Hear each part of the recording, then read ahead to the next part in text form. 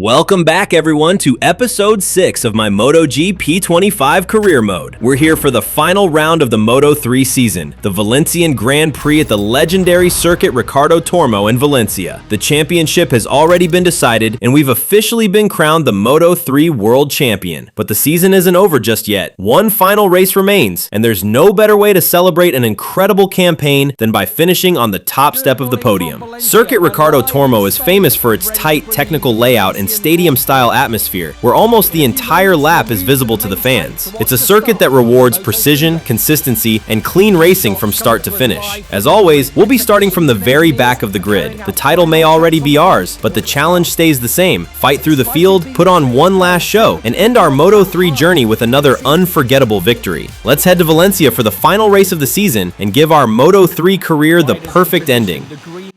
Waving at the back of the field. Maximum focus now. Only a few seconds before the start of the Valencian Grand Prix.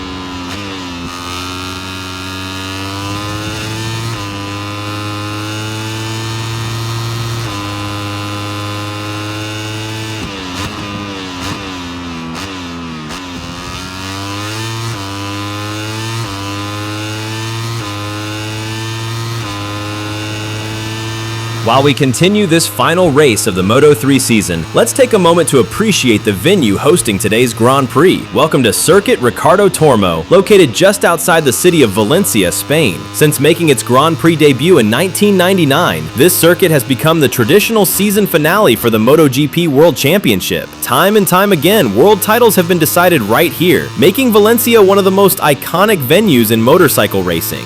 Unlike many modern circuits, Valencia runs in an anti-clockwise direction and features a compact stadium-style layout. Fans can see almost the entire lap from the grandstands, creating an incredible atmosphere from lights out to the checkered flag. Every overtake, every mistake, and every final lap battle unfolds right in front of the crowd. The track itself is deceptively challenging. There aren't many long straights, which means riders have to focus on carrying speed through the corners and getting perfect drive onto every short straight. A tiny mistake can cost several tenths of a second, and at this level, that's often the difference between winning and finishing off the podium. The Moto3 class has produced some unforgettable races at Valencia. The slipstream battles down the main straight are legendary, and it's not uncommon to see 5 or 6 riders fighting for victory until the very last corner. Riders like Pedro Acosta, David Alonso, Jaume Masia, Sergio Garcia, and Dennis Foggia have all delivered memorable performances here, whether fighting for race wins or battling for championship glory. One of the fastest Moto3 laps ever recorded around Circuit Ricardo Tormo was set in qualifying by David Alonso, showing just how much speed these lightweight machines can carry through Valencia's flowing corners. With lap times hovering around the 1 minute and 38 second mark, every braking point and every apex has to be almost perfect.